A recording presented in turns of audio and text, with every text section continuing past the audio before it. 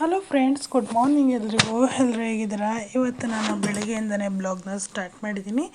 ತಿಂಡಿನ ನಾನು ಇವತ್ತು ಉಪ್ಪಿಟ್ಟು ಮಾಡಿದ್ದೀನಿ. ಅಂದರೆ ಮನೆಯೆಲ್ಲ ಒರೆಸಿದ್ದಾದಮೇಲೆ ಸ್ನಾನ ಮಾಡಿ ಪೂಜೆ ಕೂಡ ಮಾಡಿ ಹೊಲದ ಹತ್ರ ಹೋಗೋಣ ಅಂತ ಹೊರಟ್ಬಿಟ್ಟಿದ್ದೀವಿ. ಯಾಕೆಂದರೆ ತಿಂಡಿ ಎಲ್ಲ ಮುಗಿಸಿ ಉಪ್ಪಿಟ್ಟು ಮಾಡಿದ್ದೆಲ್ಲ ಸಿಂಪಲ್ಲಾಗಿ ಉಪ್ಪಿಟ್ಟು ಕೂಡ ತಿಂದು ಹೊಲದ ಹತ್ರ ಕೂಡ ಹೊರಟ್ವಿ.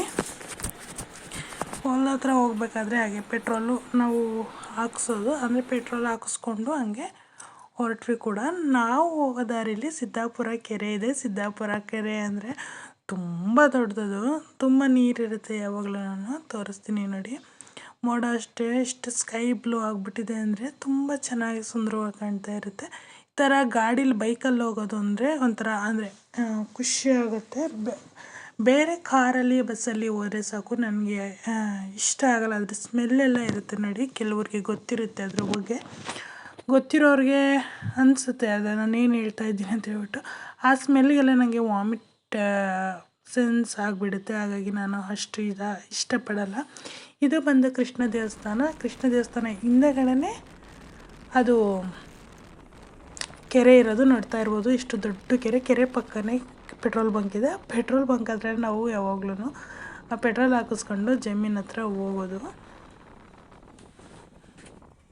ಜಮೀನ್ ಹತ್ರ ಹೋಗಿ ಬಂದಮೇಲೆ ನಾನಿಲ್ಲಿ ಮಧ್ಯಾಹ್ನಕ್ಕೆ ಅಂತ ಪಲಾವ್ನ ಮಾಡ್ತಾಯಿದ್ದೀನಿ. ಪಲಾವ್ ಏನಕ್ಕೆ ಮಾಡ್ತಾಯಿದ್ದೀನಿ ಅಂದರೆ ದೇವಸ್ಥಾನಕ್ಕೆ ಹೋಗೋಕ್ಕೆ ಅಂತ ಹೇಳ್ಬಿಟ್ಟು ನಮ್ಮ ಭಾವನ ಹೆಂಡ್ತಿ ಅವರು ಬಂದಿದ್ದರು, ನಮ್ಮ ಅಕ್ಕವರು. ಹಾಗಾಗಿ ನಾವು ಒಂದತ್ರದಿಂದ ಬರೋದ್ರೊಳಗೆ ನಮ್ಮ ಅತ್ತೆ ಹೋಗಲೇ ಶಾವಿಗೆ ಪಾಯಸ ಮಾಡಿ ಇಟ್ಬಿಟ್ಟಿದ್ರು. ಅವ್ರು ಬರ್ತಾರೆ ಇನ್ನೇನೋ ಬೇಗ ಅಂತೇಳ್ಬಿಟ್ಟು ನಾನಿಲ್ಲಿ ಬಂದು ತರಕಾರಿ ಬರ್ತಾ ಹಂಗೆ ಸಿದ್ದಾಪುರದಲ್ಲಿ ತರಕಾರಿನೆಲ್ಲ ತೊಗೊಂಡು ಮಿಕ್ಸ್ ತರಕಾರಿ ತೊಗೊಬರ್ತೀವಲ್ಲ, ಹಂಗೆ ಬೀಟ್ರೋಟ್ ಹಾಕಿಸ್ಕೊಂಬಂದ್ಬಿಟ್ಟಿದ್ದೆ ನಾನು. ಬೀಟ್ರೋಟ್ನ ಪಲಾವ್ಗೆ ಹಾಕಿದ್ರೆ ನಮ್ಮ ಮನೇಲಿ ಇಷ್ಟಪಡಲ್ಲ. ಬಟ್ ನಾನು ಮರ್ತುಬಿಟ್ಟೆ ಅವ್ರಿಗೆ ಹೇಳೋದನ್ನ. ಬೀನ್ಸ್ ಹಾಕಿಸ್ಕೊಂಡಿದ್ರೆ ಇನ್ನೊಂದು ದಿನ ಬಸ್ಸಾರಿಗೆ ಏನಾದರೂ ಯೂಸ್ ಆಗ್ತಾಯಿತ್ತು. ನಾನು ಅದನ್ನು ಮರೆತುಬಿಟ್ಟು ಬೀಟ್ರೋಟ್ ಹಾಕಿಸ್ಕೊಂಡಿದ್ದೆ. ಆದರೆ ಬೀಟ್ರೋಟ್ನ ಪಲಾವ್ಗೆ ನಾನು ಸೇರಿಸ್ತಾ ಇಲ್ಲ. ಈ ಕಡೆ ಮಸಾಲೆ ಎಲ್ಲ ರುಬ್ಕೊಂಡ್ಬಿಟ್ಟು ಮಿಕ್ಸ್ ಮಾಡಿ ಅದನ್ನು ಸ್ವಲ್ಪ ಮಸಾಲೆ ಹಸಿ ವಾಸನೆ ಹೋಗೋವರೆಗೂ ಕುದಿಸಿದ್ರೆ ಚೆನ್ನಾಗಿ ಆಗುತ್ತೆ. ನನಗೆ ಇವತ್ತು ಸ್ವಲ್ಪ ಉಪ್ಪನ್ನ ತೀರನೇ ಕಡಿಮೆ ಹಾಕಿದ್ದೆ ಅಂತ ನನಗನ್ನಿಸ್ತು. ಯಾಕೆಂದರೆ ಉಪ್ಪು ಅಂತಂದು ಅಂತಾರಲ್ವ, ನಮ್ಮನೇಲಿ ಉಪ್ಪು ತಿನ್ನಲ್ಲ, ಕಡಿಮೆ. ನಾನು ಸ್ವಲ್ಪ ಜಾಸ್ತಿ ಹಾಕ್ಬಿಟ್ರೆ ಅಂತ ಹೇಳ್ಬಿಟ್ಟು ಕಡಿಮೆ ಮಾಡ್ತೀನಿ. ಅದಕ್ಕೆ ನಾನು ಮೊಸರು ಬಜ್ಜಿ ಕೂಡ ಮಾಡಿದ್ದೆ. ನಮ್ಮ ಕಡೆ ಮೊಸರು ಬಜ್ಜಿ ಅಂತೀವಿ. ಈ ಕಡೆ ಎಲ್ಲ ತರಕಾರಿ ಬೇಯಿಸ್ಕೊಂಡಾದ್ಮೇಲೆ ನಾನು ದೊಡ್ಡ ಪಾತ್ರೆಗೆ ಹಾಕ್ಕೊಂಡು 3 ಪಾವು ಅಕ್ಕಿನ ಸೇರಿಸಿದ್ದೀನಿ. ಯಾಕೆಂದರೆ ಜಾಸ್ತಿ ಜನ ಇರ್ತೀವಿ, 2 ಟೈಮ್ಗಾದರೂ ಬೇಕಾಗುತ್ತೆ ಅಂತ. ಯಾಕೆಂದರೆ ದೇವಸ್ಥಾನಕ್ಕೆ ಹೋಗಿ ಬಂದು ಲೇಟ್ ಆಯಿತು ಅಂದರೆ ತಿನ್ನೋದು ಮಿಕ್ಕಿದ್ರೆ ತಿನ್ಬಹುದು ಅಂತ ಹೇಳ್ಬಿಟ್ಟು ಮಾಡ್ಕೊಂಡಿದ್ದೆ. ಪಲಾವ್ ಕೂಡ ರೆಡಿ ಆಯಿತು. ಈ ಥರ ಓಪನಾಗಿ ಮಾಡೋದ್ರಿಂದ ತರಕಾರಿ ಎಲ್ಲ ಮೇಲ್ಗಡೆ ಬಂದು ಒಂದೇ ಕಡೆ ಕೂತಿರಲ್ಲ, ಚೆನ್ನಾಗಿ ಅನಿಸುತ್ತೆ ಪಲಾವೆಲ್ಲ. ಈ ಕಡೆ ಸಂಜೆಗೆ ಅಂತೇಳ್ಬಿಟ್ಟು ನಾನು ಬೇಳೆ ಸಾರು ರೆಸಿಪಿನ ಮಾಡ್ತಾಯಿದ್ದೀನಿ. ಬೇಳೆ ಸಾರು ಅಂದರೆ ರಾತ್ರಿಗೆ ನಾನೇನು ದೇವಸ್ಥಾನಕ್ಕೆ ಹೋಗಿರಲಿಲ್ಲ ಅಲ್ವ, ಹಾಗಾಗಿ ಅವರು ಅಲ್ಲಿ ದೇವಸ್ಥಾನದ ಹತ್ರ ಪ್ರತಿ ವಾರವೂ ಊಟ ಹಾಕಲ್ಲ. ಏನಾದರೂ ಫಂಕ್ಷನ್ ಇದ್ದರೆ ಮಾತ್ರ ಊಟ ಹಾಕೋದು. ಹಾಗಾಗಿ ಬರೋದು 10 ಗಂಟೆ 9:30 ಆಗುತ್ತೆ. ಅಲ್ಲಿ ಸಂಜೆ ಟೈಮಲ್ಲಿ ಪೂಜೆ ಮಾಡೋದ್ರಿಂದ ನಾನಿಲ್ಲಿ ಬೇಳೆ ಸಾರಿಗೆ ಅಂತ ಹೇಳ್ಬಿಟ್ಟು 1.5 ಲೋಟ ಅಷ್ಟು ಬೇಳೆ ನೆನೆ ಹಾಕಿದ್ದೀನಿ. ಹಾಗೆ 2 ಟೊಮೊಟೊ ತೊಗೊಂಡಿದ್ದೀನಿ. ಈರುಳ್ಳಿನ 3 ಹಾಕ್ತೀನಿ. ಯಾಕೆಂದರೆ ಈರುಳ್ಳಿ ಸಾಂಬಾರಲ್ಲಿ ಚೆನ್ನಾಗಿರುತ್ತೆ. ಒಂಥರ ಇಡ್ಲಿ ಸಾಂಬಾರಿಗೆಲ್ಲ ಮಾಡ್ತಾರಲ್ಲ ಆ ಥರನೇ ಇರುತ್ತೆ.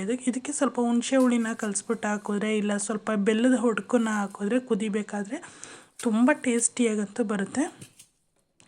ಈರುಳ್ಳಿ ಎಲ್ಲ ಹಾಕಿದ ಮೇಲೆ 1-2 ಬೆಳ್ಳುಳ್ಳಿನ ಕೂಡ ನಾನು ಅದರೊಳಗೆ ಸೇರಿಸ್ಕೊತೀನಿ.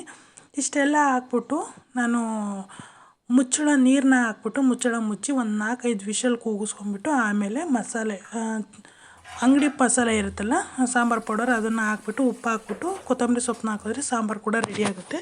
ಇವತ್ತಿನ ಬ್ಲಾಗ್ ಕೂಡ ಇಷ್ಟ ಆಗಿತ್ತು ಅಂದರೆ ಏನು ಮಾಡ್ತೀರಾ, ಲೈಕ್ ಮಾಡಿ, ಸಬ್ಸ್ಕ್ರೈಬ್ ಮಾಡ್ಕೊಂಡಿಲ್ಲ ಅಂದರೆ ಪ್ಲೀಸ್ ಸಬ್ಸ್ಕ್ರೈಬ್ ಮಾಡಿಕೊಂಡು ವಿಡಿಯೋನ ಕೊನೆವರೆಗೂ ನೋಡಿ. ಈಗ ಮುಚ್ಚಳನ ಮುಚ್ಚಿಬಿಟ್ಟು 4-5 ವಿಷಲು ಸಾಫ್ಟ್ ಆಗೋವರೆಗೂ ಬೇಯಿಸ್ಕೊಂಡ್ರೆ ಸಾಕು. ತುಂಬ ಸಾಫ್ಟಾಗಿತ್ತು ಅಂದರೆ ಅದನ್ನು ಸ್ಮ್ಯಾಶ್ ಮಾಡೋವಂಥ ಅವಶ್ಯಕತೆ ಇರೋದಿಲ್ಲ. ಹಾಗಾಗಿ ನಾನು ಈ ಥರ ಮಾಡ್ಕೋತೀನಿ. ಇವತ್ತಿನ ಬ್ಲಾಗ್ ಇಷ್ಟ ಆಗಿರುತ್ತೆ. ಬಾಯ್, ನೆಕ್ಸ್ಟ್ ವಿಡಿಯೋದಲ್ಲಿ ಸಿಗ್ತೀನಿ.